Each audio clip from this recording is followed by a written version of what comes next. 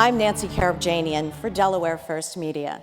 And good evening, I'm Wolf Blitzer from CNN. Thank you so much for joining us for what's certain to be one of the most widely watched events of the 2010 midterm election season. Let's introduce the candidates joining us for this debate this evening. Democrat Chris Coons, welcome, and Republican Christine O'Donnell, welcome. Thank you. We also want to thank AARP Delaware and the American Cancer Society Cancer Action Network for their support making this debate possible. And let's go through some of the rules, some of the ground rules for this 90-minute debate. It's divided into two parts. Following a 2-minute opening statement from each candidate, Nancy and I will pose questions. Responses to that initial question limited to 2 minutes with a 1-minute rebuttal from the other candidate. And then there will be an opportunity for all of us to mix it up a little bit to get into a discussion and follow up. That's the first hour, the first 60 minutes of this debate. That will be followed by a 30-minute segment during which we turn to the students here at the University of Delaware. They have questions. Responses to their questions will be limited to 1 minute. Each candidate will also have 2 minutes at the end for a closing statement. Our live audience here in Mitchell Hall understands, we hope, that there will be no applause during tonight's debate. We want everyone to be quiet and listen and learn from these two candidates. A coin toss determined earlier the order for this evening. We begin with 2-minute opening statements from each of the candidates, and we begin with Chris Coons. Thank you. Thank you, President Harker. To our moderators, Wolf Blitzer, Nancy Karabjanian, and to our hosts, UD's Center for Political Communications and Delaware First Media. There's a great deal at stake in this election for our state, for our families, and for our country.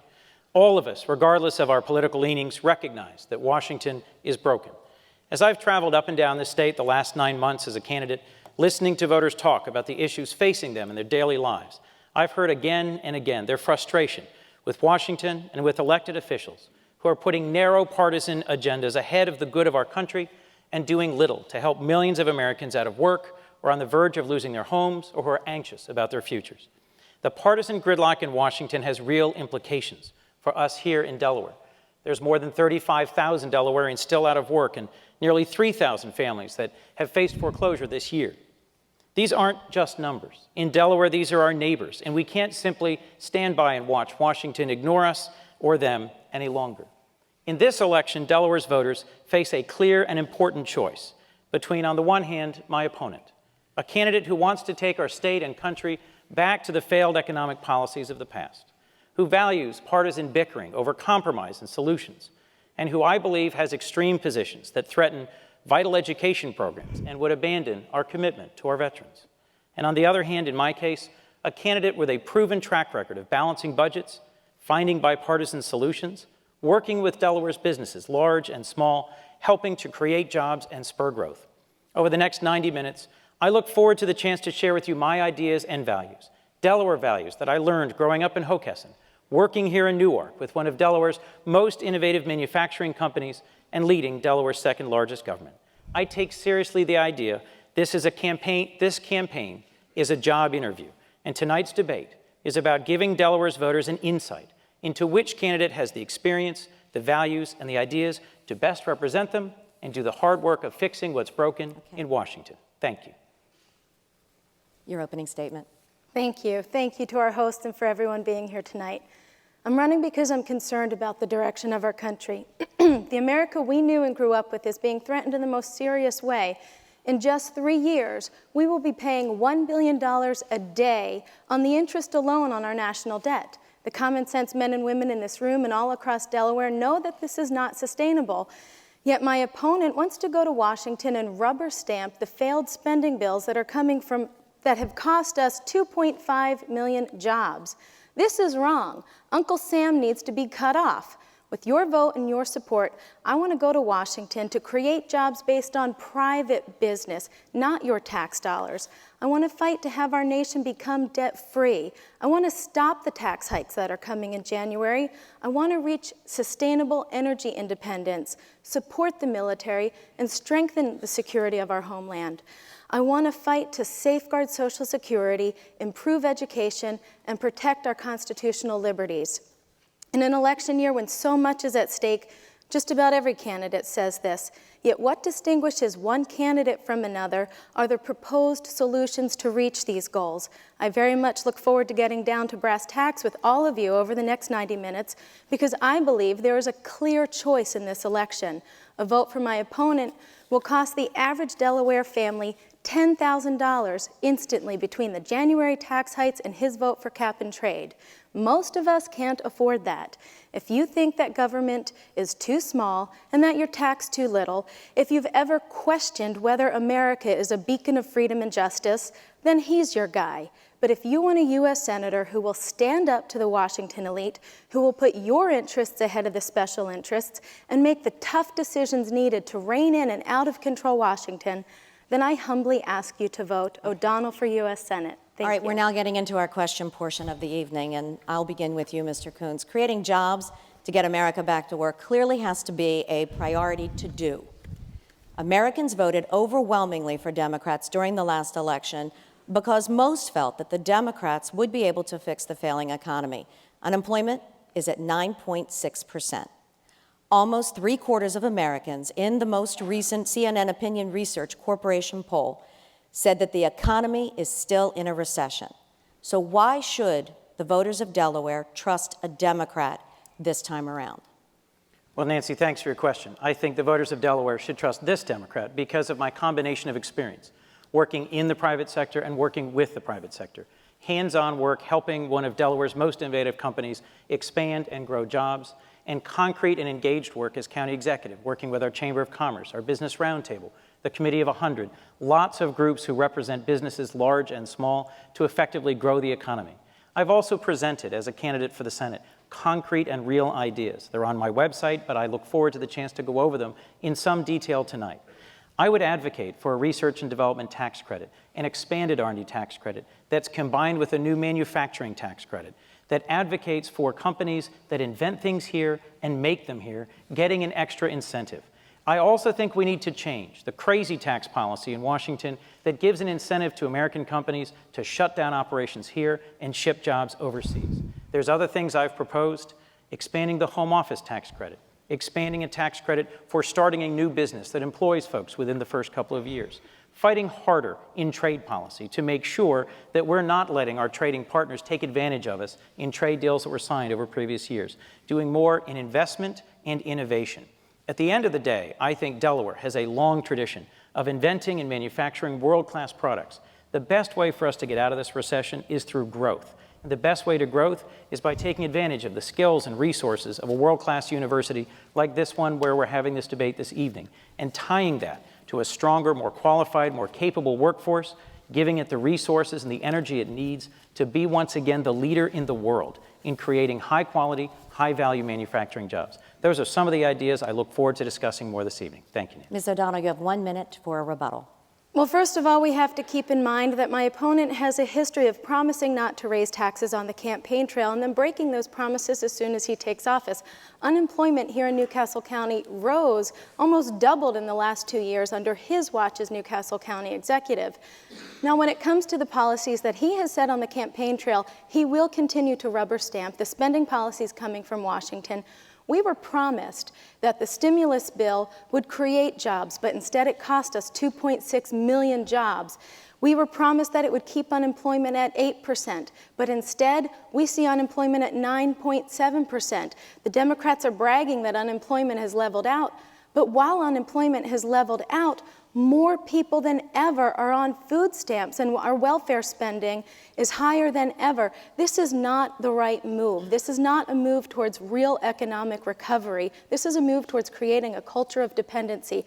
I believe the best thing the government to... That's the time, sorry, but now we do get to open it to discussion. Great. Well, what specifically, Ms. O'Donnell, would you do specifically to create jobs? Well, what I think the best thing the government can do to get our economy back on real economic recovery is to get out of the way of the small business owner and to get out of the way of the entrepreneur. And the way you do that is to make sure these tax hikes don't come in January. You begin to roll back some of the regulation that's forced them to close their doors. A couple things that I'm proposing, and number one, a temporary 2-year tax holiday on the capital gains tax to give investors the money they need to reinvest in business, to permanently eliminate the death tax. That's not only an unjust bill because we paid taxes while we saved it, but it will also create 1.5 million new jobs. Let me just remind that we are in the discussion portion, so you can interject here as well as we continue to discuss that point. I'm not sure I understand what Ms. O'Donnell means when she says this is simply creating a culture of dependency and that her primary objective would be to end all the endless regulation and red tape.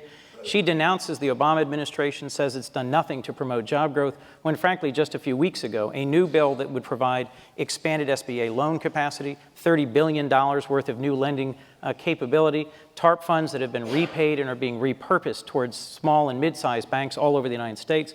Real and concrete steps are being taken. I also, frankly, can't imagine where she found the numbers that unemployment doubled in just the past year under my watch. I suspect we're going to need to keep a close eye this evening on the numbers that go flying back and forth. Let's ask her, where did you find those Department numbers? of Labor statistics, and we'll have them on our website by tomorrow.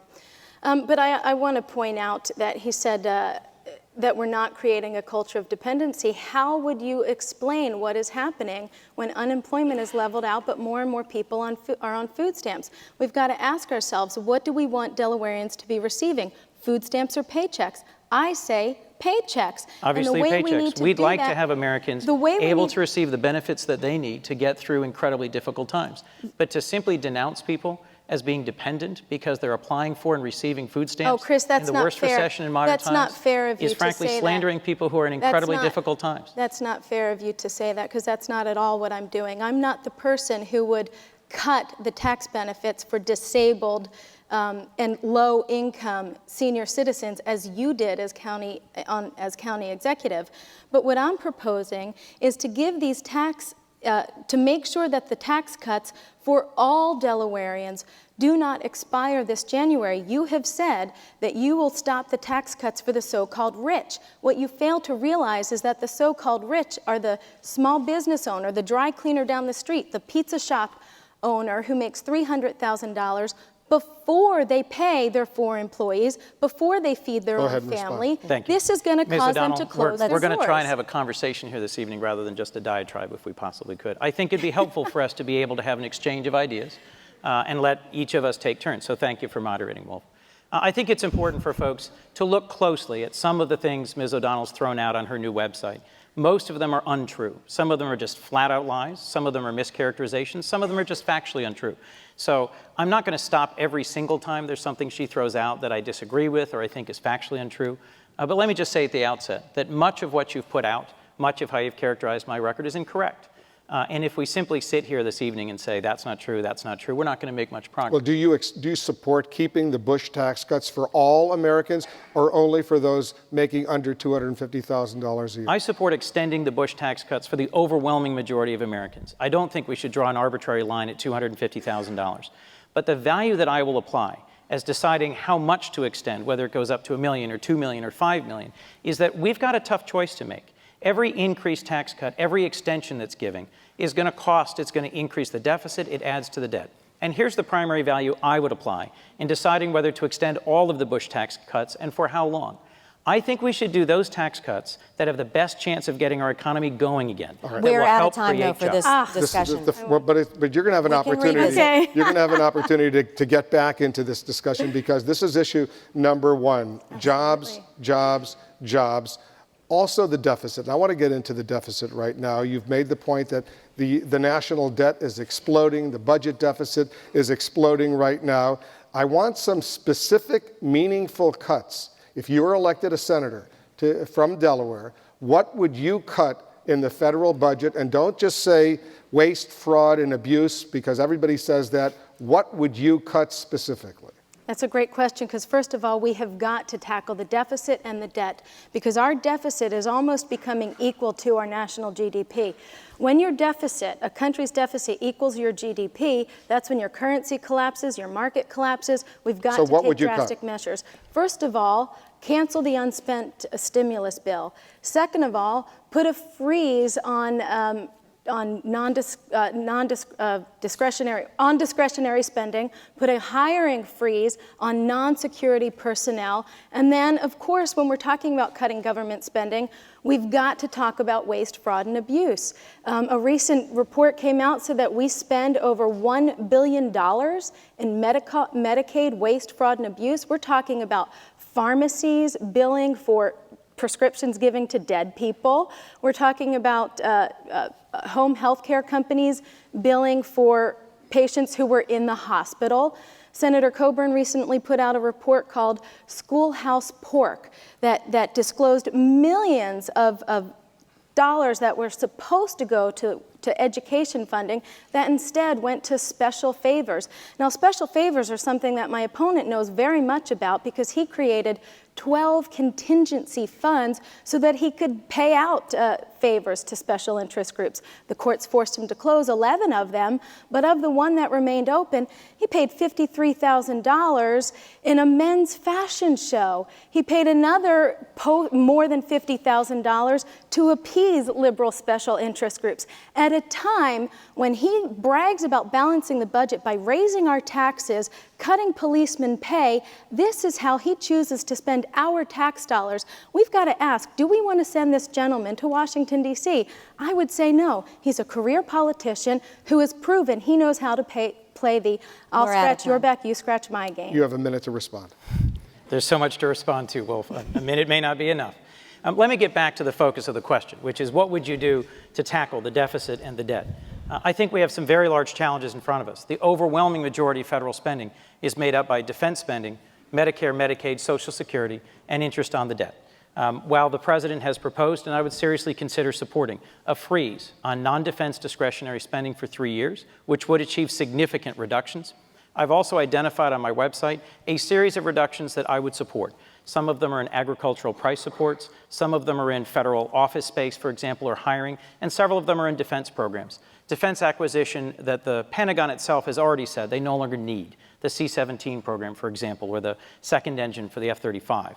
There's a variety of platforms and programs that I think we can simply do away with as we invest in making our defense and our military more modern, more flexible, more responsive to the real threats we face in the modern world, and as we continue to achieve some savings through the BRAC program and other things that have shown a real capacity to save. Let's open the discussion on correcting some of the financial issues here by talking about some of your own personal financial problems. And most people know about it by now, including an Irs lien that was for about $12,000 in taxes and penalties from 2005.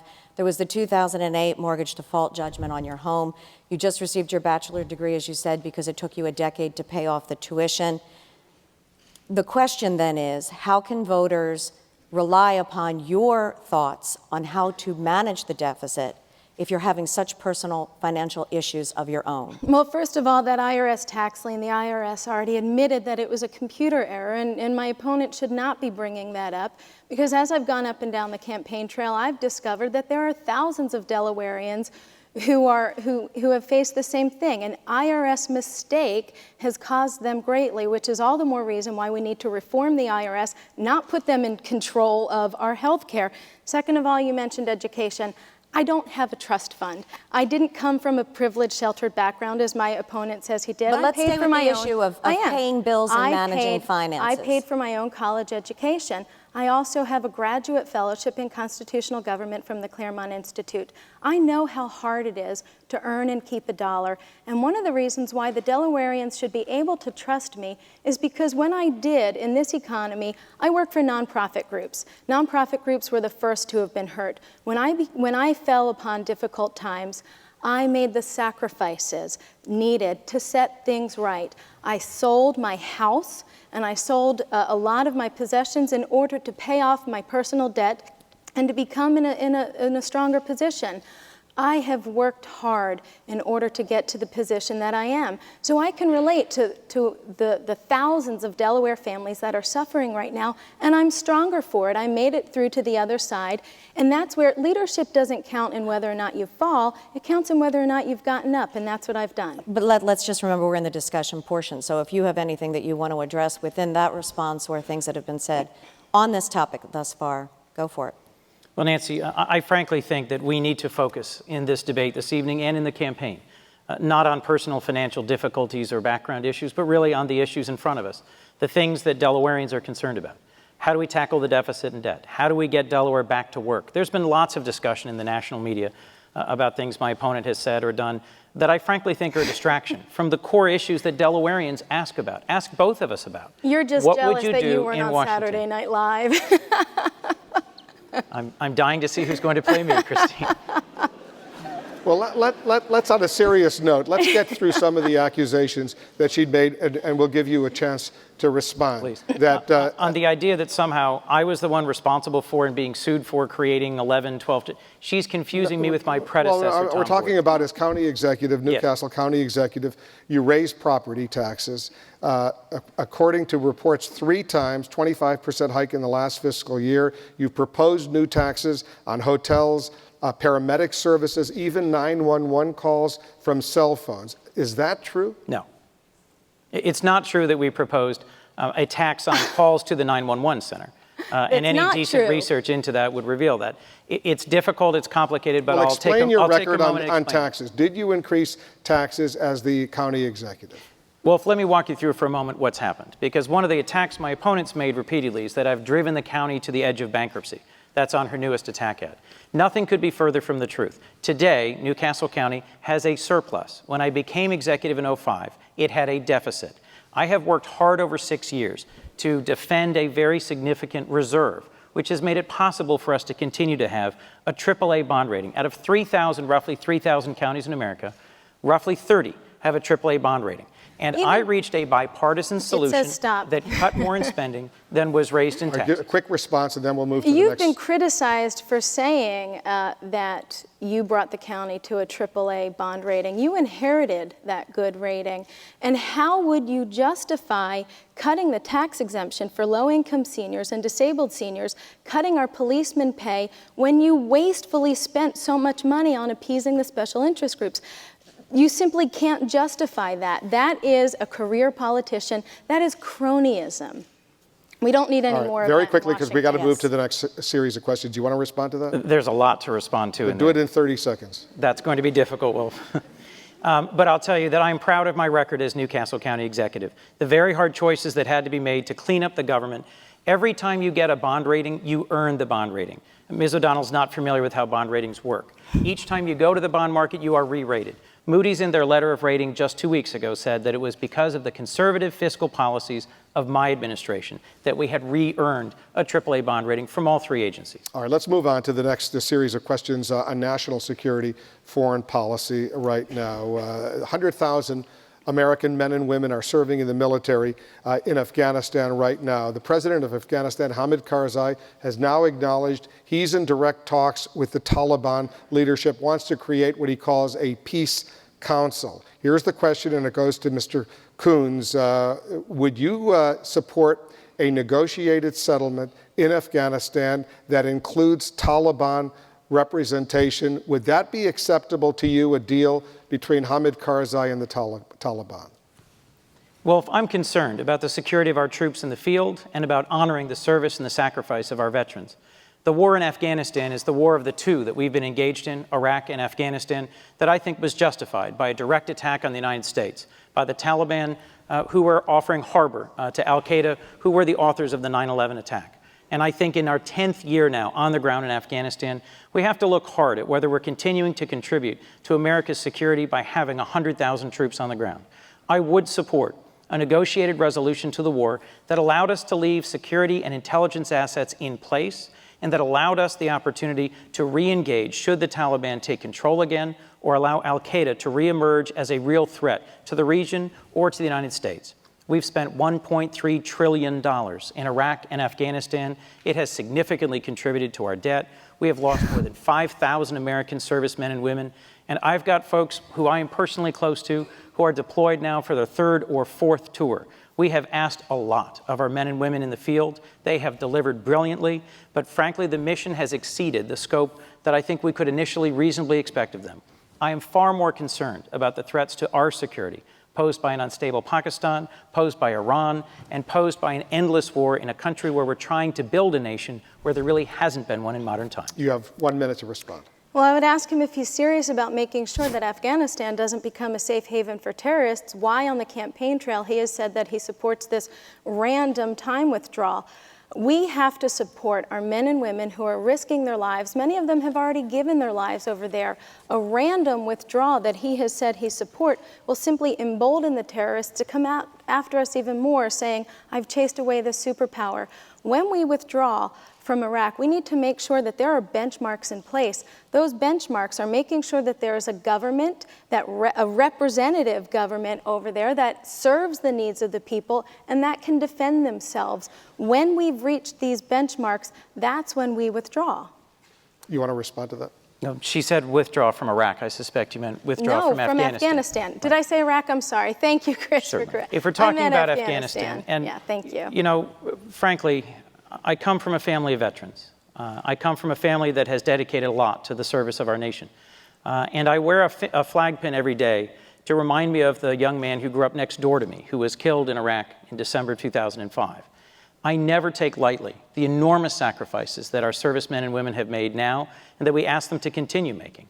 I don't know how long is too long, but 10 years strikes me as awfully long. And I question whether your standard, whether your principles give us any hope of winding up this war on any reasonable timeline, because frankly, the government of Hamid Karzai has proven itself to be largely corrupt and to be frankly ineffective at establishing control over the whole country. We are doing our best. We have dedicated trillions, hundreds of billions of dollars to this conflict, and I'm frankly deeply concerned that it's a conflict without a reasonable end in sight. There are times in history when the best way to honor the sacrifice of servicemen and women is to come up with a plan to responsibly wind down a conflict. And that plan should be based on those benchmarks, benchmarks that means that we have had success. Again, you're saying hollow rhetoric when you say that your top priority is the concern for the safety of us on the homeland if you seriously support this random time withdrawal. Because again, all we're going to do is embolden the terrorists to think that they have more power than they do. And I would ask you, a couple times, whether it's the tax cuts or even here in this kind of veiled, you've gone back and forth in what you just said in Afghanistan. Do you support the president or don't you support the president? With the tax cuts, you're saying that you don't support the president. Are you going to tell him that when he comes on Friday? Let's stay focused on the issue in front of us, which is Afghanistan. You've suggested gauzy benchmarks. No, we're staying focused on the issue of Afghanistan rather than jumping to other issues. You said that security... Let's let Mr. Coons finish his point. The core issue here is what reasonable prospect do you have for these gauzy benchmarks and timelines you suggest to ever actually result in a withdrawal? In Iraq, there was a modern nation. There was a central government. There was infrastructure in place. In Afghanistan, there hasn't been a nation in decades. And so, despite our 10 years of incredible effort, we are not succeeding in building a nation. As you put it, if the benchmark is self-governance, stability, security, we had a decent shot at that in Iraq. Well, if you remember, when we were fighting the Soviets over there in Afghanistan in the 80s and 90s, we did not finish the job. So now we have a responsibility to finish the job. And if you're going to make these politically correct statements that it's costing us too much money, you are threatening the security of our homeland. We're about to wrap up this topic. Let's just get there real quickly and ask yes or a no answer. Is this nation more secure than it was under President Bush? Yes or no? Yes. Today, yes or no? Okay. We'll move on to our next topic, and this question goes to Ms. O'Donnell. Can I say why? We've had more terrorist attacks on our homeland. But we do need to move on. I know that we've said that these statements out in the national media, the Saturday Night Live skits, are distractions. I appreciate that. But to the voter in Delaware, it is the message that they are receiving. So we would be remiss if we did not address this issue. So the comments that you've made in the past, which are in your own words because they're on the videotape, have become the fodder for the late night TV shows. You even released an ad that opened up by saying, "I am not a witch." And a local newspaper columnist said that the comments that you have been seen to be making make Delawareans cringe. So what do you say to voters who want the change but are uncomfortable by these remarks? This election cycle should not be about comments I made on a comedy show over a decade and a half ago. This election cycle should be about what is important to the people of Delaware, how we're going to get real jobs back to Delaware, how we're going to get our economy back on track, how we're going to protect our senior citizens and safeguard our Social Security. These are the issues that Delawareans are concerned about. You know, as Wolf, you can attest, I have not welcomed this media attention. You've been asking for an interview for quite a long time. My priority has been getting back to the Delaware voters, meeting as many voters, going to as many community forums as possible so that we can counter these things. My opponent has said that the statements that we made in our 20s should be off the table. And after he made that statement, days later, he started running ads in his own campaign materials. He's going back on his word, using those statements to misrepresent my character. So again, I thank you for the opportunity for the Delaware voters to get to know who I am and what I'm all about, because what I can assure them is while I made statements, my faith has matured over the years, but regardless of my personal faith, when I go down to Washington, D.C., it is the Constitution that I will defend, and it is by the Constitution that I will make all of my decisions, and that will be the standard bearer for every piece of legislation that I will vote on. Mr. Coons, you have a 1-minute rebuttal. I was surprised to see in the newspaper in an interview a profile of both of us, Ms. O'Donnell's statement, pretty similar to what you just heard from her, that she would not have her faith be a central driver of her decisions if elected. And I'm interested if we can explore further your suggestion that the Constitution would be your guide, because I'm interested in hearing whether it's the Constitution as passed by the founders, the Constitution of 1920, 1930, the Constitution of 1975, the Constitution of today. Because to me, protecting a woman's right to choose, protecting reproductive freedom, and making sure that we've got on the record Ms. O'Donnell's views on things like prayer, abortion, evolution, is important. These aren't just random statements on some late-night TV show. These are relevant to her service in the United States Senate, what sort of judges she would confirm, what sort of issues she would take up. I'm someone who stands firmly behind the Constitution as it stands today. I respect stare decisis, the decided cases, the case law that governs the United States. All right, but let's go to the issue of faith and politics, because you were a student pastor at Yale. You also said in an interview once that you thought you would either end up a preacher, a professor, or a politician. You've occasionally been a guest speaker at some of the churches here in our community, Baptist churches, Presbyterian churches, to name a few. So how much of an influence does this faith in your life have on your politics? Faith is a central part of how my wife and I are raising our 3 children, of why we decide to do the community service and the outreach that we do. But ours is a faith that we think is a general motivation towards public service, towards trying to create a community that's more tolerant, inclusive, and just, and towards the sort of forgiveness, healing, and reconciliation that we think is the central message of our faith. But I also think, as someone who's been elected 10 years, I've learned to reach a balance where my private faith, the aspects of my faith that are religious doctrine, don't influence the decisions that I've made for the public in my 10 years in county office. Well, let's give you a chance to respond to some of the things she said, because in a television appearance back in 1998 on Bill Maher's show, you said evolution is a myth. Do you believe evolution is a myth? I believe that I was talking about what a local school taught, and that should be decided on the local community. But please let me respond to what he just said. We'll let you respond, but answer the question. Do you believe evolution is a myth? Local schools should make that decision, and I made that remark based on... What do you believe? What I believe is irrelevant. Why is it irrelevant? Because what I will support in Washington, D.C. is the ability for the local school system to decide what is taught in their classrooms. And what I was talking about on that show was a classroom that was not allowed to teach creationism as an equal theory as evolution. That is against their constitutional rights, and that is an overreaching arm of the government. But please allow me at least the full minute to respond to what he said, because he said these statements that we made should be taken into consideration when casting your vote. So then I would be remiss not to bring up the fact that my opponent has recently said that it was studying under a Marxist professor that made him become a Democrat.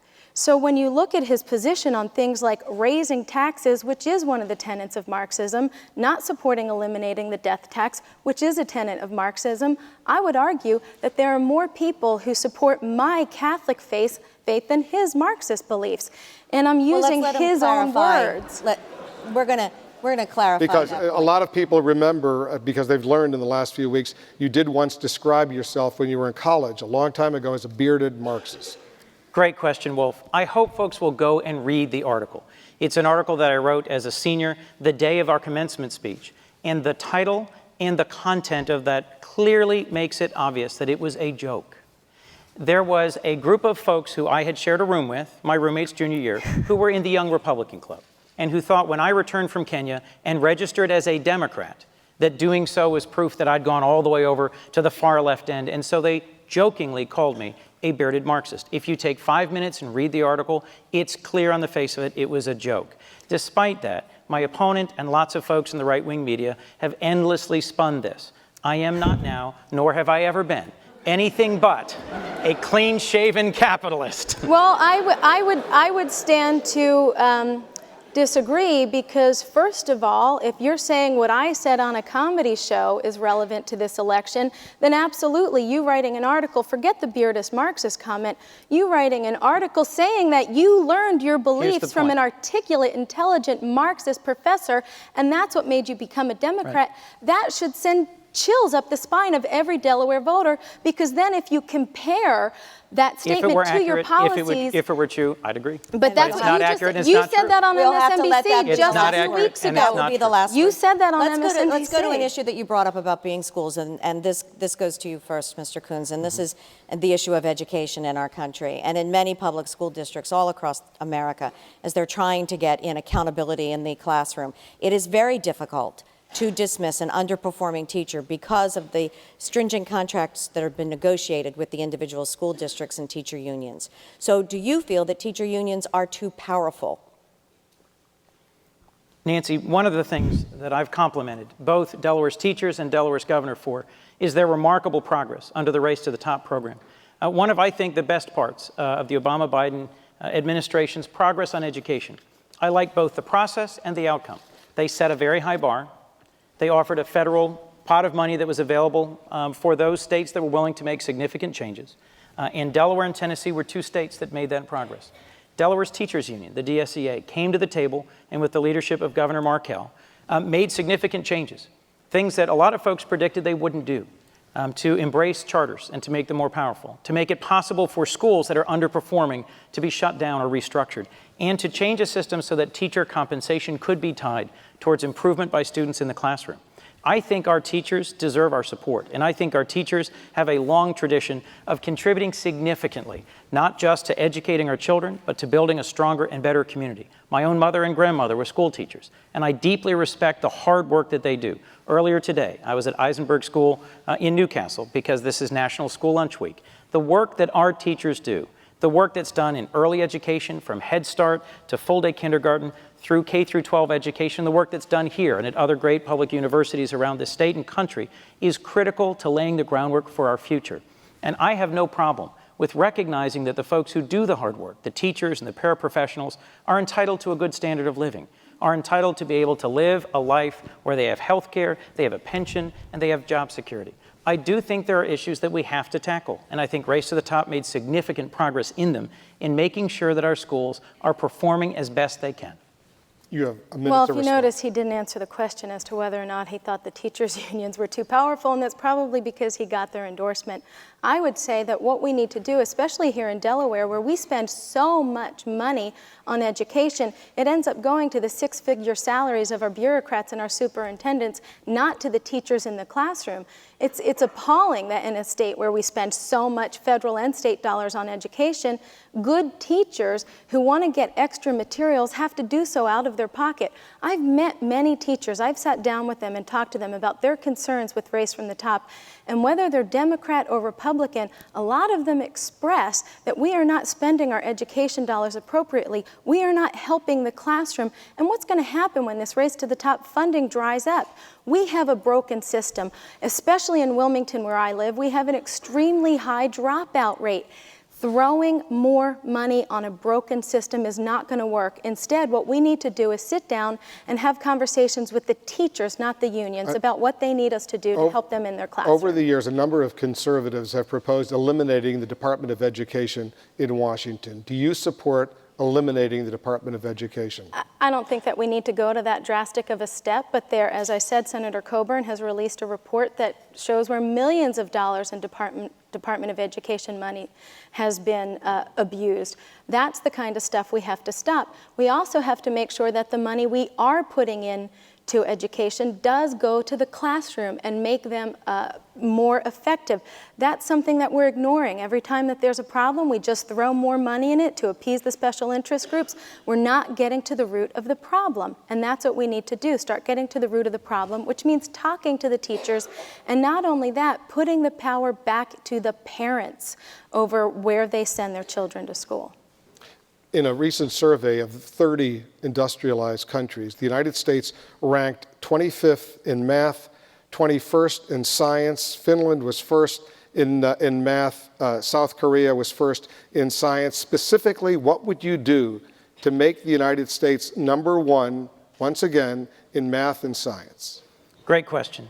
And as someone who spent 20 years working with a nonprofit foundation, the I Have a Dream Foundation, that raises money from private individuals and helps provide scholarships for students, for teachers, and for college education. I've been hands-on and engaged with some of the toughest schools in America and some teachers who are significantly under-supported by their districts and who needed additional resources to deliver on the promise of an effective education.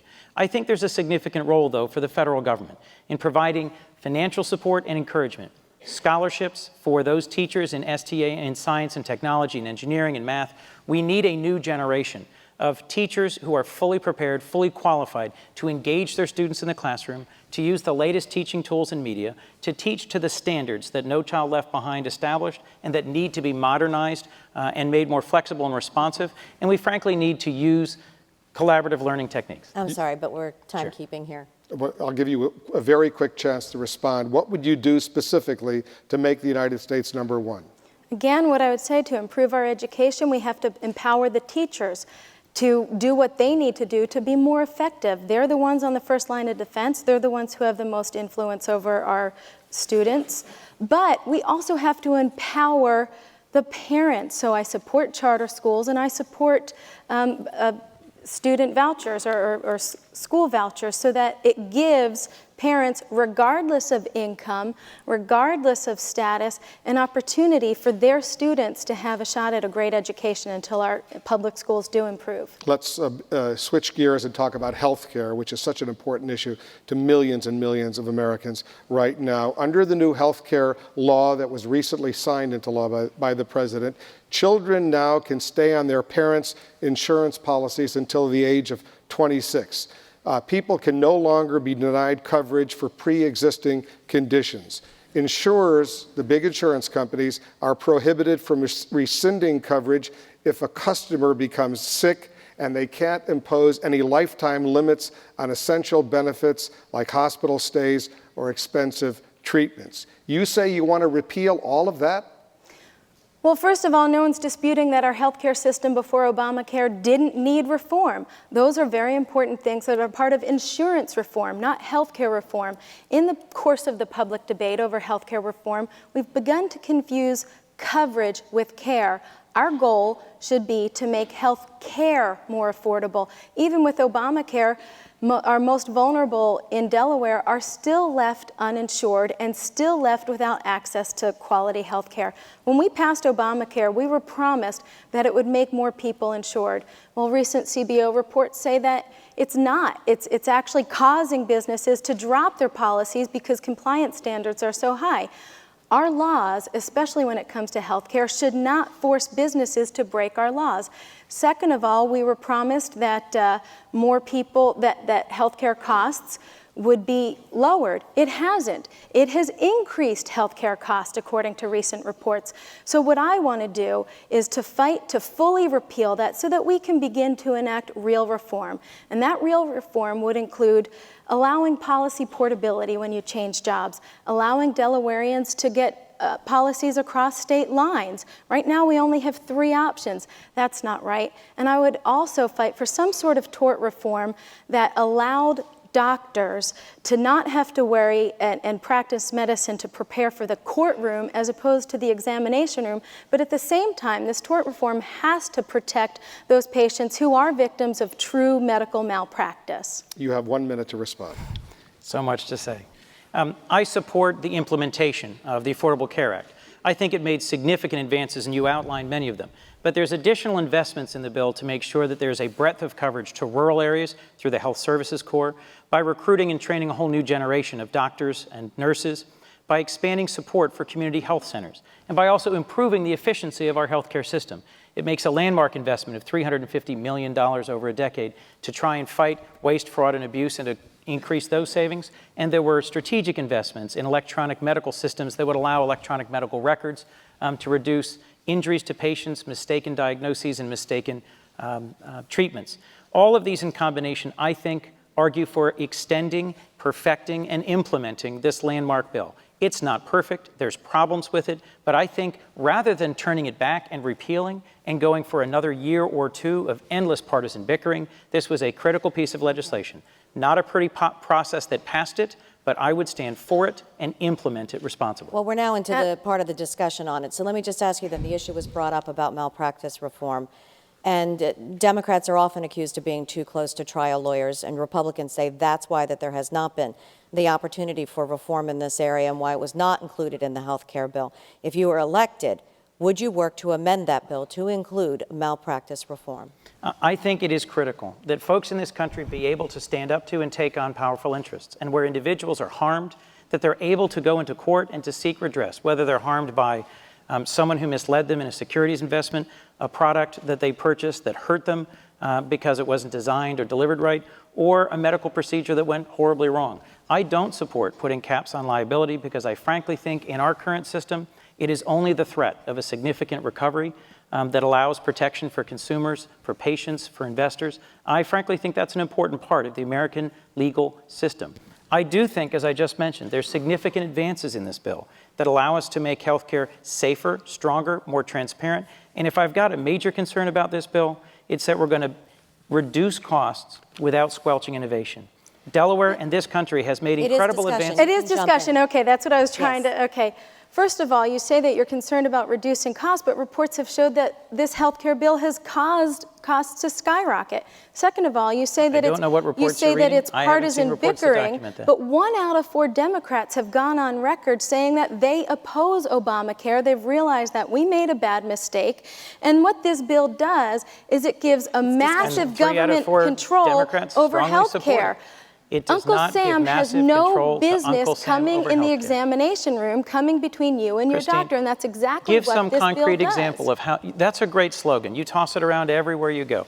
But how does this bill actually put Uncle Sam in the examination room between doctors and patients? And if so, why did the organization that fights for and represents America's nurses, America's seniors, America's hospitals, and America's doctors all endorse and support this bill? And many of those branches on the state level, including here in Delaware, have said that we don't support what the national office has done. It gives the government the ability to say what kind of treatment a doctor can and can't do, what kind it will fund. It forces businesses to have to comply to these standards, where many businesses, especially here in Delaware, have said that they can't afford to it, and it's cheaper to pay the non-compliance. The State Chamber of Commerce... And it's also cut, this health care bill has cut Medicare. Let's get this point out, because we're down into the last 30 seconds of this discussion. I was just going to say the State Chamber of Commerce and Christiana Care hosted a debate earlier today. I was sorry you chose not to join us. It would have been great to hear the response of the physicians and the nurses and the hospital administrators to your suggesting that they didn't support a bill they lobbied for. I want to be precise on this specific healthcare related issue. You oppose the government mandating that everyone must purchase health insurance. Is that right? Yes, because we're confusing coverage with care. Our goal needs to be to make health care affordable. All right, well, here's the question. Let's say someone decides not to purchase health insurance, makes that conscientious decision, even though this person can't afford to buy health insurance, but decides doesn't want to. This person gets critically ill, is rushed to an emergency room. Should we, people who pay for health insurance, provide him or her with that kind of treatment, or should we kick them out of the emergency room, said, you made a decision, you're not going to get this kind of treatment? If we do the things that I said that will help to address, that I'm proposing, that will help to address the issue of health care, then that person can afford to buy a catastrophic only policy from across state lines. They'll be able to... But what if that person doesn't want to buy it? Well, then we have to address that. Who should take care of that person in an emergency? We have to address that. Would we, all of us taxpayers, have to pay for that person? Anything that they do when they have another bill that they can't pay, make them pay it. Hold them accountable for that. Before or after they get care? Right now, well, that's up to the hospital. But right now, we're forcing them to. We're forcing them that they have to give care to illegal aliens. So this is something that we're already doing. What I'm proposing, you're also talking about a very small hypothetical using scare tactics to make people support this health care bill. What I'm proposing and the health care reforms that I'm proposing will help address those situations and help alleviate those situations. It's not such a small number. It's not a small hypothetical. Well, nobody should be forced to pay for anyone else's health care, and that's what Obamacare is doing. And that's what's happening today. Before the health care reform bill passed, all of us who have health insurance, who have health coverage, have been bearing the costs, paying the freight for those who don't have insurance and who don't have coverage. They're getting health care through emergency rooms now. That's partly why small businesses, employers like Newcastle County, have faced double-digit increases in our insurance costs year after year after year, because that's how we provide care now. It's inefficient, it's inhumane, and it's not effective. We have to park this issue for now and move on to our next topic. Agree with me that Obamacare should be repealed. All right, let's move on to immigration right now, and this question will be for Mr. Coons. A pathway to citizenship for illegal immigrants. You support that, right? No. I support a pathway to being here legally. And let me take a moment, was that your whole question, Will? The question is, what is your position on a pathway to citizenship for illegal immigrants? We've got roughly 12 million illegal immigrants in the United States today. This is a huge problem. And immigration is a federal responsibility. And I think we should look to the federal government to step up and fix it. The federal government has failed states like Arizona, like Delaware, like many others. But we need to recognize the situation we're in. There are whole industries that rely on the labor of those who are here illegally, and there is a long tradition of failing to deliver the border security that our country needs. The current administration has stepped up and invested millions of dollars in additional troops, in additional services, additional support at the border. My path forward on immigration would be strengthen the borders, make it much tougher for folks to come here illegally, and increase the penalties when they do. Second, hold employers accountable, particularly those who routinely employ folks who are here illegally, by giving them real ID that can work, that is much more difficult to counterfeit, and then holding them accountable if they repeatedly violate that by employing those who are here illegally. And then allow those who are here illegally and do not commit further crimes to come out of the shadows if they will pay taxes, learn English, pay a fine, say, I committed a crime, and pay a fine, and go to the back of the line behind those who applied to come here legally. I would give them a path towards legal residence. I think there's more they'd have to do to ever earn citizenship. I respect the tradition of those who go and serve our nation overseas, for example, being offered a chance at citizenship.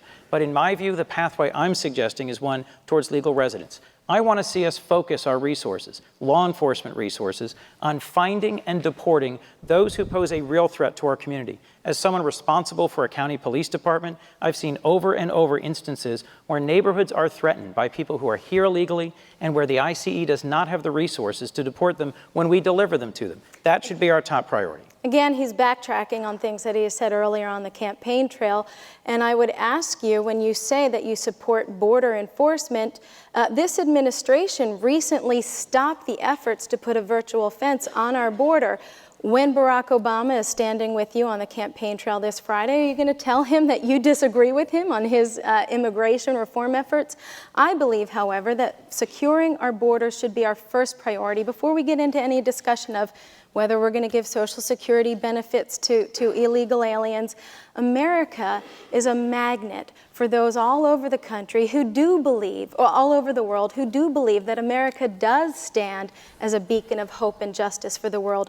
And therefore, I support a legal pathway to those who are coming over here, especially for political asylum, to seek a better life than they do in our country, and to reward those who break our laws is to cheat those who honor them. And this is not a message that our federal government should be spending. Let's go into the discussion portion of it, because you say that you agree to the pathway to citizenship for legal. But you don't want to provide amnesty. I don't want to provide amnesty. How can you do one without the other? Because what I'm saying is we have to get rid of all the bureaucratic messes that make the legal pathway difficult. But when someone willingly breaks our laws, that sends a message that don't worry about the laws that we've set up. Don't worry about those who are on long waiting lists for political asylum. Break our laws and we'll grant you these benefits. It's sending the wrong message. It's economically hurting us, and it's also a national security issue. Ms. O'Donnell but I do profoundly support mischaracterizes responsible her own guest position. worker. I do support responsible guest worker programs, and that's the difference. If you can reconcile all those comments, you're an even more talented reporter than I think you are, Nancy. One of the challenges that we face is getting past the endless bickering and the partisan divide on this. Senator John McCain was someone who, before this election cycle, had been a real advocate for working with the business community, working with Democrats in Congress to find a path forward. As the years and years have rolled by, the number of folks who are here illegally and who pose real threats to our community continue to grow, and we are not taking the actions we need to take to separate those who are willing to pay a fine, to accept responsibility for coming here illegally, and to begin paying taxes and contributing to our community and the benefits that they're earning. I would rather have us begin to provide a path so that those who are here illegally all stand up and take responsibility for that or are deported. That way we can make progress. Wow, he just took a hardline position. Again, I would ask you, are you going to tell President Obama that you disagree with him and you think that illegal aliens should be deported? But we have to keep in mind that when we tried amnesty in the 80s, it backfired. It only increased the problem. So we've got to address the issue of securing our borders, and this is something that President Obama's administration stopped this year. We've got to secure our borders first, and then begin the discussion on guest worker programs and how to eliminate some of the bureaucracies that keep the legal pathway to citizenship so difficult. We're going to get to student questions in a moment. We're going to get to another question that I have, but I just want to clarify one thing on the national security front on China, which is a huge issue right now. In 2006, and correct me if I'm wrong, you said that China has, quote, a carefully thought out and strategic plan to take over America, and if they pretend to be our friend, it's because they've got something up their sleeve. You also said you wish you weren't privy to some of the classified information I am privy to. I'd like, if possible, for you to clarify what you meant. Well, first of all, I was talking about when I was working with the humanitarian group that was going to China. We are given some security briefs about China's position with some potentially hostile nations and some security threats that my clients would be facing. But we do have to look at China very seriously because they own so much of our debt. It prohibits a lot of decisions that we need to make in regard to our foreign policy. Number one is Iran with nuclear weapons. China stands in a big way there. These gasoline sanctions that we have are not as enforced as strictly as they could be because we have allies like France and Italy participating in the gasoline embargo, but then China comes in and swoops up all that business. We need to be putting sanctions on those Chinese companies because right now, when it comes, Iran getting nuclear weapons is our biggest threat to our national security. And when we go to China and we say, please stop these companies, they probably smirk because we're not economically in a position to really hold them to that. China could be a bigger ally with us in North Korea, but they're not. They're not putting the pressure on North Korea that they could. So first of all, we have got to tackle that national debt. We've got to stop these things like these reckless spending bills coming from Washington that only contribute to further our national debt because it is putting our national security on the specific quote that you said that China has a plan to take over America, do you know about this plan? Well, they misquoted me at the time, I believe, but look at what's going on. Right now, monetarily, China could take us over monetarily before they could militarily. Do you want to quickly respond? Because I know that we want to get to the students' questions. It's hard for me to respond effectively, Wolf, to all the different issues that my opponents raised in previous statements, and I'll just let that stand. I don't have any classified information about China or its plans. But what I think we really need to focus on in this debate on this particular question is the steady degradation of our security posture in the Pacific Rim. The Australian Navy engaged in joint exercises with the Chinese and specifically excluded us recently. a dramatic shift in the Australian policy. And as the Chinese have become economically stronger, they are seeking to become militarily stronger. They're pushing the envelope on issues from Taiwan to trade to intellectual property. It is a profound threat, not just to the vitality of our economy and our innovation and our manufacturing businesses, but also to our safety and security, to have widespread counterfeiting of everything from pharmaceuticals to aircraft parts to garments going on in China without our standing up and fighting against them in trade war. So are you saying We're out of time at this particular point. Are you saying that China has a plot to take over America? We're going to close out this conversation and move on to the student questions, because we do want to involve the University of Delaware students. And first up, we have a question from a student who brings us the issue of don't ask, don't tell. I was wondering if you're planning on bringing back up the issue of don't ask, don't tell and its possible repeal. Mr. Coons, your response? 1 minute. I would move swiftly as a senator to repeal don't ask, don't tell. I think it is discrimination, plain and simple. I've met with and spoken to veterans here in Delaware who served our nation honorably for decades, several with top secret clearances, but who could do so only at the expense of denying who they were and the relationships that they wanted to have. In my view, we should be making progress in this country towards recognizing the full range of human experience, and repealing don't ask, don't tell, to me, is an important next step in the civil rights movement. A federal judge recently ruled that we had to overturn don't ask, don't tell. There are a couple things we need to say about that. First of all, judges should not be legislating from the bench. Second of all, it's up to the military to set the policy that the military believes is in the best interest of unit cohesiveness and military readiness. The military already regulates personal behavior in that it doesn't allow affairs to go on within your chain of command. It doesn't allow, if you're married, to have an adulterous affair within the military.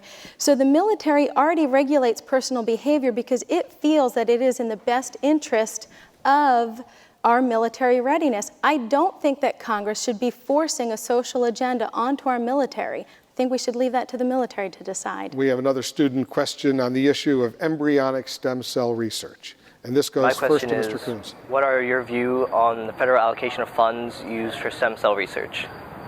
I would support stem cell research, and We're talking about embryonic stem cell research. Correct. I would support federal funding for medical research that includes embryonic stem cell research. I think there are critical advances that are being made and can be made in addressing some of the most difficult diseases that affect millions of Americans. And I frankly think if it is possible to do so, we ought to be investing in making progress in this critical area of research. I think if we took an intellectually honest look at the research that's been put out there, you will see that there's incredible advances with adult stem cell research, not as much with embryonic stem cell research. So that's where, if this were on the private sector, that's where investors would be putting their money. Second of all, the government, the federal government, should not be in the business of creating life simply to destroy it. And when it comes to the issue of so-called medical waste, I would point to a program called the Snowflake Babies, where they've had incredible success adopting these human embryos that are going to be discarded for medical waste, where they've given hundreds and potentially thousands of infertile couples the opportunity to have babies. It's the Snowflake program. It's a wonderful program, and I suggest everyone take a look at it. Our next student question brings us the issue of abortion. What is your stance on abortion, including in cases of rape and incest? It's for you. I believe that there's been a profound loss of respect for the dignity of human life, and that's reflected in a lot of our policies, whether it's cutting tax exemptions for disabled, low-income citizens in Newcastle County, or with abortion. I respect the human dignity on all levels, the unrepeatable, precious human dignity on all levels. And my opponent and others will use the scare tactic about rape and incest, when that is less than 1% of all abortions performed in America. Mr. Coons? I strongly support a woman's right to choose. It is settled constitutional law. It is an important part of our nation and its freedoms. I personally am opposed to abortion, but I don't think it is my place to put that view on women. I think abortion should be safe, legal, and rare. Let's get into some of these issues, and then we'll go back and get some more students' questions on the issues of gays serving openly in the United States military. Almost all of the NATO allies allow gays to serve openly in the military. Israel, which has a fine military, as you know, allows gays to serve openly in the military. Why specifically do you believe gays should not be allowed to serve openly in our military? Because it's a military policy that our military set forth. It's the same thing as I said in my remarks about adultery not being allowed in the military. It's a military policy that they regulate because they believe that is in the best interest of unit cohesiveness and our effective military. So if the chairman of the Joint Chiefs of Staff says he believes gays should be allowed to serve in the military, would that be good enough for you? If the heads of all four branches of the military said that, then it would be up to them, not me as a U.S. Senator, to impose my social agenda, whether it's for or against Don't Ask, Don't Tell. Well, what about that? What if the chairman of the Army, the Navy, the Air Force, and the Marine Corps, the respective chairman said, you know what? We'll do whatever the commander-in-chief tells us to do, but we don't think it's a good idea because of these issues that Ms. O'Donnell raises, unit cohesion, and those other issues. What would you say then? One of my real heroes is Harry Truman. Harry Truman made a very difficult decision to compel the racial integration of the United States Armed Forces at a point when most of the leadership, most of the generals said, for exactly the same sorts of reasons, unit cohesion, performance in the battlefield, we should not have a racially integrated military. That was a brave decision. It was an important decision. And the ultimate long-term impact has made our United States military one of the most progressive in terms of promotion advancement opportunities for racial minorities of any organization in our country. As you said earlier, most of our NATO allies have long ago realized that we are giving up on the service of thousands of potential volunteers who could be serving our nation at home and abroad. I don't think it makes any sense, because of a narrow social agenda, to continue to exclude them from open service in our military. Our next student question, Coons. we're not necessarily going to open discussion on that right now because we want to get the student questions in. Our next student question comes on the issue of campaign finance reform. What is your position on campaign finance reform, and what is your reaction to the recent Supreme Court ruling allowing corporations to donate to political campaigns? Mr. Coons, you're first, 1 minute. I think the Citizens United decision, the decision to which the student's referring, was an unfortunate and ill-decided decision, one that opens the floodgates to increased corporate contributions that could have the unintended consequence, I think unintended in the decision, of significantly distorting our electoral process here in the United States. And I would support reforms that further disclose who's behind these shadowy groups, whether individuals or corporations that are trying to influence our elections by pouring money into it. Sunshine is the best disinfectant. And in politics, it is best for us to disclose as fully and as broadly as possible who's making contributions. And yet the legislative efforts to do exactly that have failed to do that. The Disclose Act that, Harry Reid, which he's called my opponent his pet, has put out there to do just that, has exempt the major corporations from disclosing it. Instead, what these efforts do is only serve to infringe on the First Amendment right of private citizens. I'll use my own campaign as an example. From our FEC reports, my supporters have been getting harassing phone calls, not just from reporters, but from all kinds of people who oppose my candidacy. They're using intimidation tactics because we are forced to disclose who is contributing to my campaign. So this so-called campaign finance reform is exempting the corporations, whether on the left or the right. It's those who are in Washington already, those who are over 10 years old, who have over 500,000 members, and who are already playing in the backroom deals. So this is a misguided attempt. Do the American people have a right to know where all this money in these campaigns is coming from? Yes and no. I believe that there are ways to do that where we can report to the FEC, but we don't have to make them public unless there's a question of corruption.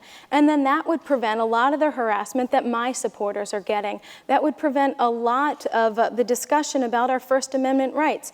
We can disclose that to the FEC, but they don't have to put it up on a website that makes anyone vulnerable to further fundraising calls. I mean, over and over, that's a repeated violation in many campaigns, not my own. But even my own party has said, go look on someone's FEC report and call them up for a donation. And I've said, absolutely not. That's against the law. Very quickly. So these so-called disclosure attempts are being abused. There's so much there, Wolf. I don't know. Frankly, I support full disclosure of campaign contributions. As I said before, I think it is the best way to ensure that we've got fair, open, and clean campaigns. Folks should know who the folks are who are contributing to campaigns. It's an important way to hold candidates and elected officials accountable. We have another student question on the sensitive issue of religion in America. In the light of the events in the past decade, Islam has been viewed as a religion for extremists and terrorists, where Muslims, including myself, can attest that Islam is far from that. Now recently there's been much controversy over the mosque being built in the vicinity of Ground Zero, and also the Florida pastor making outrageous remarks about the Quran. Now my question to you is, as senator, where is the line between the freedom of speech and the respect of other religions, both of which freedoms are found in the First Amendment of the Constitution? Mr. Coons. A great question, and a difficult one. The Florida pastor who caused a lot of outrage by threatening to burn the Quran showed a profound misunderstanding of the difference between the Islamic terrorists, the extremists who genuinely attacked America, and I think deserve our condemnation, and the vast majority of Muslims who participate in a religion whose fundamental principle is commitment to peace and to embracing the rest of humanity. If that Florida pastor wanted to make the right point, he should have threatened to burn the readings and the teachings of Osama bin Laden, or of other folks who are part of the Islamist extremist groups. It is an important challenge, a key role for the United States Supreme Court to continue to draw the line in the First Amendment between those who would do the equivalent of calling fire in a crowded theater, who would be inciting to attack and riot, such as Osama bin Laden has in some extremist and hateful writings, and those who have scripture, religious traditions that are deserving and worthy of broad support. Those are difficult lines to police, and that's a central role that the Supreme Court plays in our democracy. Well, I would agree. The Supreme Court has said that there are restrictions on our First Amendment rights. Again, you can't, as you said, go into a crowded theater and yell fire. You can't stand up on a plane and yell hijack. You can't slander and libel someone. However, where the question has come between what is protected free speech and what is not protected free speech, the Supreme Court has always ruled that the communities, the local community, has the right to decide. And in the issue with the 9/11 mosque, that's exactly where the battle is being fought, by the community members who are impacted by that, and I support that. But the community members have, at least the city council, the mayor, and the representatives, the elected representatives, support this mosque and community center that's supposed to be built near 9/11. And a lot of the people on the ground do not, and they're going to have a lot to face from their constituents, and maybe their reelection is even going to be jeopardized. Should this cultural center and mosque near 9/11 be built? There's already mosques in many locations in Manhattan. And as you mentioned, I would defer to the decision of the local land use authorities, the folks who were elected by that community, to make decisions about where, when, and how things ought to be built. I don't think it was a wise choice of location, but I can't stand here and say that we should prevent folks from practicing their religion anywhere in the United States. To say that we will say, you can't build a mosque here, violates one of our most fundamental principles. Well, we've talked about the Supreme Court, and obviously a United States Senator has the opportunity to determine, in a way, the makeup of that court. So what opinions of late that have come from our high court do you most object to? Oh, gosh. Give me a specific one. I'm sorry. Actually, I can't, because I need you to tell me which ones you object to. I'm very sorry right off the top of my head. I know that there are a lot, but I'll put it up on my website, I promise you. Well, we know you disagree with Roe versus Wade. Yeah, but she said a recent one. Well, it's relatively She said of recent. late. Yeah. Well, Roe versus Wade would not put the power, it's 30-some years old. But since then, have there been any other Supreme Court decisions? But let me say about Roe versus Wade, if that were overturned, would not make abortion illegal in the United States. It would put the power back to the states. But besides that decision, anything else you disagree with? Oh, there are several. When it comes to pornography, when it comes to court decisions, not just Supreme Court, but federal court decisions to give terrorists Mirandized rights. I mean, there's a lot of things that I believe that this California decision to overturn Don't Ask, Don't Tell, I believe that there are a lot of federal judges who are legislating from the bench. That wasn't the Supreme Court, it's a lower That was a court. federal judge, that's what I said in California. Which Supreme Court decisions, if any, do you disagree with? The most recent one that I've been engaged in, we've talked about, is Citizens United. I think the Citizens United case takes a sort of logical extension in the law, but takes it to a ridiculous extreme. Corporations really aren't entitled to the same free speech rights, in my view, as people. And in Delaware, America's corporate capital, you would think we would be fighting for the rights of corporations. But in terms of political contributions, the free speech rights of corporations, I don't think deserve the same protections as the free speech rights of real, living, breathing, voting humans. And so I would disagree with that decision, and I would act to try and find ways to limit it, narrow it, or even overturn it. Anything else? That's the most important one. Let's take another question from a student on energy right now. My question is, where do you think funding should be placed in order to move towards the United States decreasing its carbon footprint? Mr. Coons. Well, the most effective investment in reducing emissions of CO2 and other things that cause greenhouse gas warming is energy efficiency and conservation. There was a significant investment in the stimulus bill in getting municipalities, local governments, the private sector to invest in efficiency and conservation. And those are investments that reduce emissions, put people to work, and can develop cutting-edge technologies that make our systems operate better and to reduce not just the emissions, but also the operating expenses. In Newcastle County, we took $3.8 million in EECBG grants and combined it with $4 million of our own and retrofit 20 county buildings. We reduced our operating costs, we reduced our emissions, and we ultimately put folks to work here in our own community. As you look at those kinds of investments around the country, they're the most important, they have the most impact of anything you can do that will actually reduce greenhouse gas emissions. There's many more things we need to do to improve the efficiency of operation of coal-fired power plants. Excuse me. Well, I think the best way to address it that is most relevant to this U.S. Senate race is to talk about the issue of cap and trade, because the winner of this U.S. Senate race can be immediately sworn in and serve in Harry Reid's lame duck session and vote on cap and trade. Well, I do believe that we have to be good stewards of this earth. We don't need to do it at the expense of our citizens, and cap and trade will do that. Whether it's farmers, senior citizens, or realtors who are concerned about its green compliance standards, nobody wants this bill. This bill is a national energy tax that will ration energy use and increase our utility bills. Senior citizens are concerned about the cost of their utility bills going up. Farmers are concerned about the green compliance standards and the raised utility bills shutting down their operations, and realtors are concerned about the green compliance standards hurting an already hurting housing market. But I would have to ask my opponent, speaking of cap and trade, your family business stand to financially benefit from some environmental legislation under Bush. The minute's up, so let's toss this to him very quickly. Would your business... A fascinating question that really makes no sense yet. So if you'd like to Because let her ask the whole question, I'd be interested in what she's talking about. I'd like to know if your family business stands to have a financial gain if cap and trade is passed, and if so, would you recuse yourself in the lame duck session from voting with Harry Reid? A fascinating question. No, to the best of my knowledge, there is no direct financial benefit.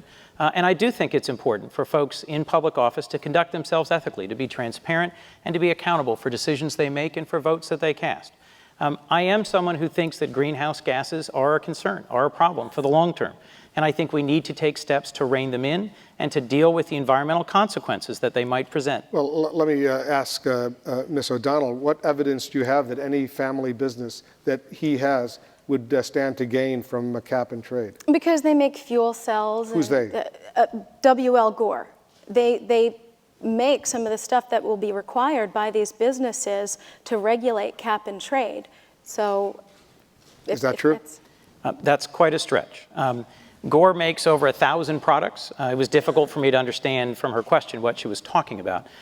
Gore is a company that makes lots and lots of products, from implantable medical devices to dental floss, to some membranes that are component parts that go into systems that go into fuel cells.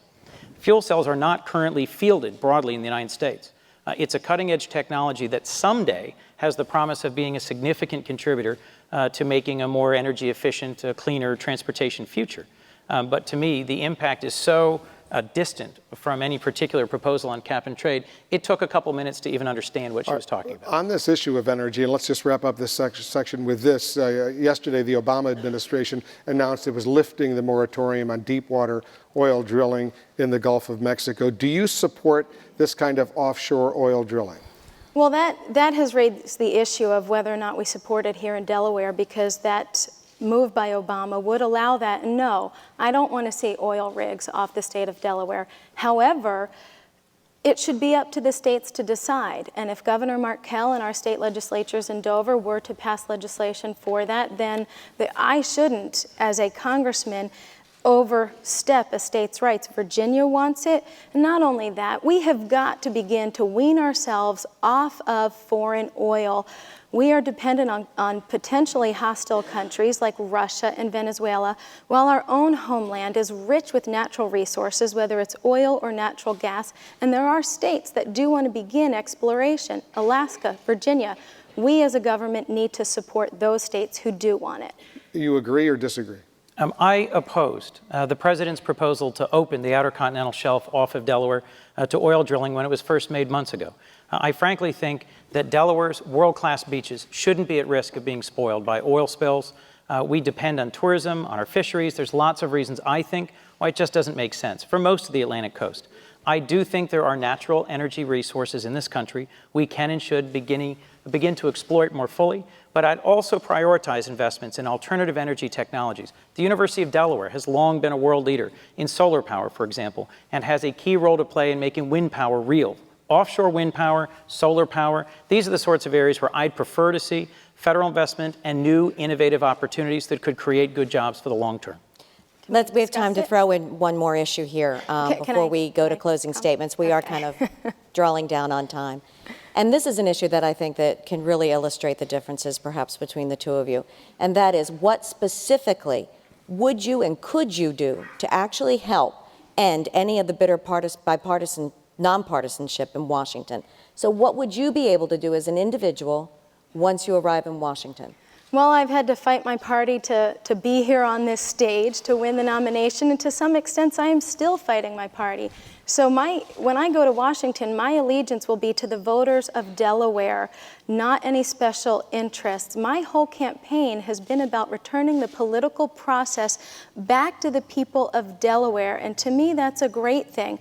So what I would do is I would stand strong on legislation that benefits the interest of our citizens, not the special interests in Washington, D.C. And I would stand there and not just vote against a piece of legislation, but make the floor speeches that would try to convince my colleagues on both sides of the aisle who've lost their way and given into partisanship so much that it has caused several stalemates, as to why this is in the best interest of their constituents. And I would stand firm, regardless of what kind of pressure was on me from either party, to stand firm in doing what is right for the people of Delaware, not the interests in Washington. I frankly don't think my opponent can or has pointed to one single example where she supports the current administration or an initiative of the Democratic Party.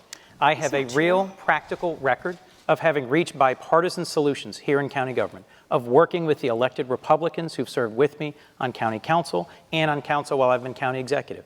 I've got a real hands-on record here in the private sector and in my service in partnership with the private sector of reaching out to folks from different political backgrounds, from different experiences, and from different worldviews to work with them to find solutions. I think that's the kind of record that Delawareans will look at in judging whether or not I've got the capacity to address some of this endless partisan on this specific issue, and Ms. O'Donnell raised it earlier, I'll give you a chance to clarify, to explain. She says that Harry Reid, the Senate Majority Leader, has called you his pet. Yes. I don't know why Harry Reid said that. I'm nobody's pet. I'm going to be a bulldog for Delaware. I'm running to represent all Delawareans of whatever party, not just the Democrats. And I've got a significant amount of support from independents, from Republicans, from Democrats, from all three counties. I've got a record of independence and of fighting for the public interest as county executive, and I would continue that in Washington. And just to clarify another point from earlier, just to make sure we tie this up, earlier you said you didn't want to have to talk about comments you made years ago about witchcraft and stuff like that. But in this commercial that's so widely seen, you begin the commercial with the words, "I am not a witch." What were you thinking? To put it to rest, to put it behind me. But didn't you realize if you do that in a commercial, it would just revive it and everybody would be talking about that? Well, we're moving past that and we're talking about the issues. I'd like to address what my opponent just said about being a bulldog for Delaware, yet in a fundraising letter, he promises to support the Reid, Obama, Pelosi agenda lockstep and barrel. That's not nonpartisanship. And again, why is the Democratic Party pulling out all the stops to get him elected? Because they see him as a rubber stamp for their agenda. There are many things that I have publicly said that I support the Obama administration on. I support Obama's decision to send troops to Afghanistan. I support Obama's decision for drones. I support Obama's decision to treat the American who's recruiting terrorists on American soil, who's hiding in Yemen. I support the decision for our intelligence agencies to do whatever it takes to take him out. So there are things that I would proudly support when it is in the best interest of Delawareans. But I believe that a lot of the policies coming from this administration are not in the best interest of Delawareans, and most of them are the failed stimulus bills where we've been promised one thing and then received another. But breaking promises is something that my opponent is very comfortable doing. But even local party leaders have questioned your candidacy, especially after the primary. And you criticized the man you beat in that primary for being someone who went with what he felt was in the best interest of Delawareans, for being someone who was borrowing Republican principles but going with the Democrats. So how can you rationalize? What I did in the Republican primary and what I will continue to do is bust up the backroom deals.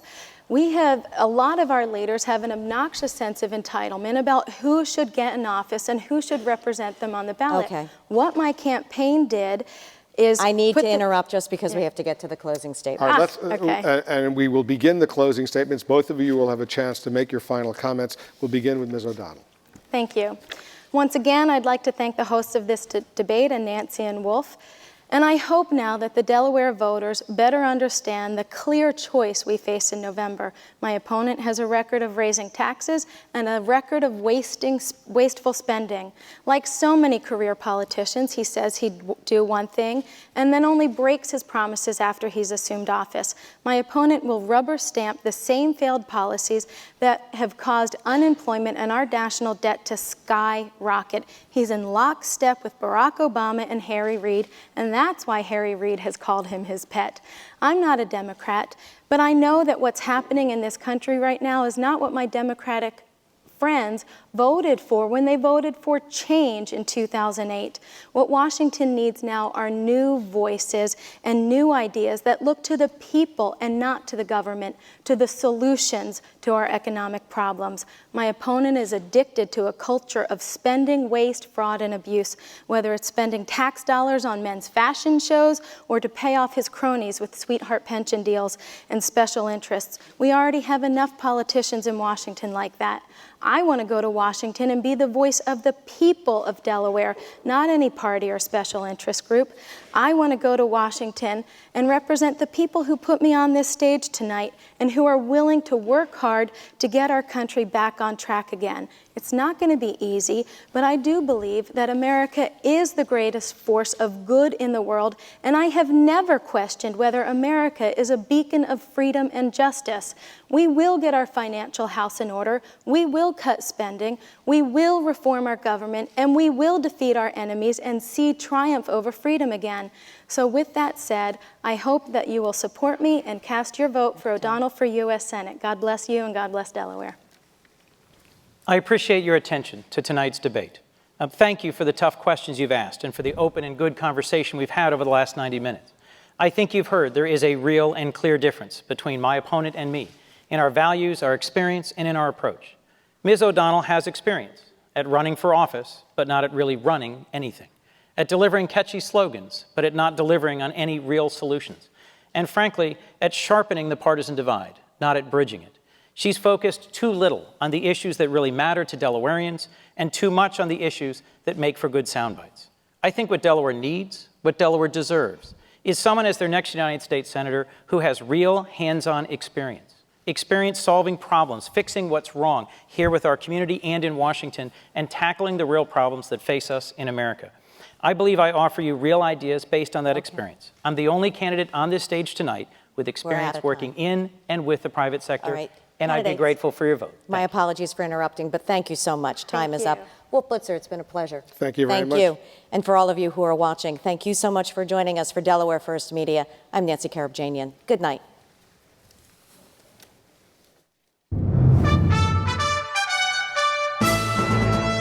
Delaware Debates 2010 is a joint initiative of the University of Delaware's Center for Political Communication and Delaware First Media, with support from AARP Delaware and the American Cancer Society Cancer Action Network.